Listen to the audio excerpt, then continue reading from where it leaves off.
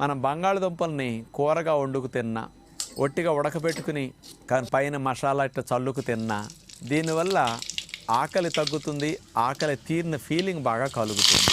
అదే deep fry చేసిన నూనెలో వేసి దేవిన బాగా నూనె వేసిన బాగా ఓవెన్లో పెట్టేసి బాగా హై హీట్కి గురి చేసినప్పుడు కూడా ఇలాంటప్పుడు ఈ మెకానిజం పోతుందన్నమాట.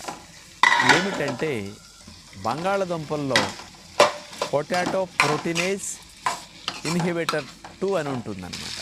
ఇది మన పొట్టలోకి వెళ్ళాక జిఐటీలో గ్యాస్ట్రో ఇంటెస్టినల్ ట్రాక్లో కొలిసిస్టోకైనిన్ అనే దాన్ని విడుదల చేస్తుందన్నమాట.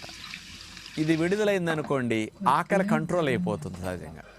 ఇదేం చేస్తుందంటే మన మెదడులో సంతృప్తిని తెలిసే సెంటర్ ఉంటుంది కదా, సెటైటీ సెంటర్, అది స్టిమ్యులేట్ అయిపోతుంది.